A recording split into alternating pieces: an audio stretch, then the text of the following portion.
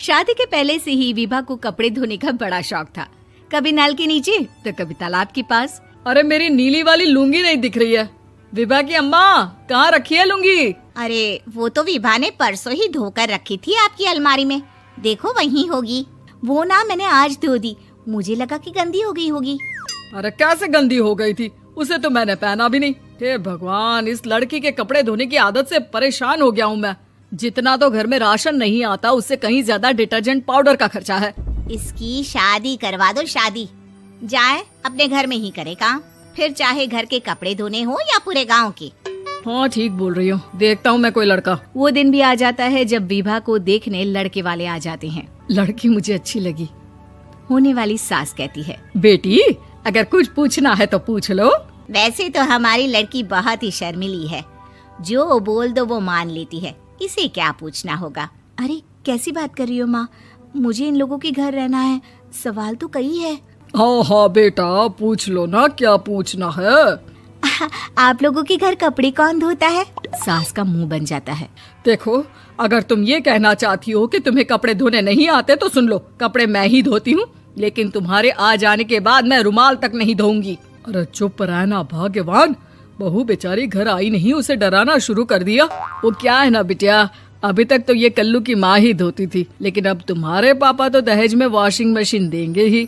तभी विभा की माँ बोल पड़ती है, सवाल भी पूछा तो क्या। वैसे भाई साहब, मशीन की तो फिर भी कपड़े धोने की कैपेसिटी होती है। मतलब जो बिटिया दे रहे हैं ना विभा, इसे कपड़े धोने का बहुत शौक है। ये आप लोगों के क्या, आस पड़ोस गांव मोहल्ले सबके कपड़े धो दे और उफ तक ना करे।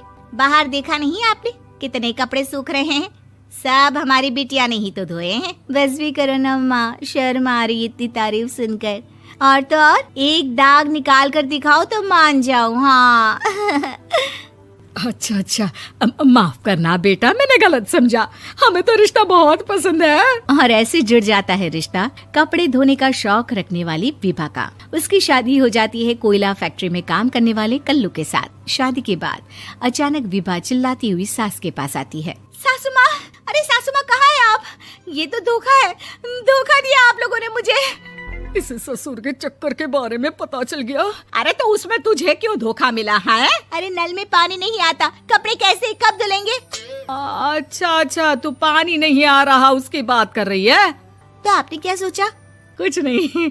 अच्छा, तेरी माँ ने कहा था कि कपड़े धोने का शौक है तुझे, याद आया मुझे। शौक बोलकर कपड़े धोने वाले मेरे जुनून को कम ना आके सासू माँ, कपड़ा धोना मेरा गुरूर है। तभी पति भी वहाँ आ जाता है। अभी मैंने इसे सनी देओल की फिल्म दिखाई है, उसी के डायलॉग मार रही है माँ। अच्छा सुन, साफ बता रही हूँ, पानी सुबह 4 से 6 और शाम को 10 से 12 आता है, समझी? विभा टाइमिंग सुनकर हैरान हो जाती है। ये क्या भूतों का मोहल्ला है? सुबह 4 बजे उठकर कौन कपड़े धोता है? 4 बजे टंकी में पानी जाता है, फिर सारा दिन धोना ना, किसने मना किया? अरे कैसी बात कर रही हैं? 200 लीटर की टंकी में कितने कपड़े धो लूंगी मैं? सुबह ही उठ जाऊंगी मैं। अब क्या था, विभा सुबह 4 से लेकर रात के 12 बजे तक कपड़े ही धोती रहती। एक रोज सास पड़ोस से निकलकर कहीं जा रही होती है कि साथ वाली कहती है, हाँ कल्लू की माँ, जरा ये बताओ कि 2 साड़ी है, 2 ब्लाउज और एक पेटीकोट और एक नाड़े वाला लंबा कच्छा। हाँ तो? अरे तो क्या, कितना लोगी धुलाई ये बताओ। धोबन दिख रहे हैं हम क्या?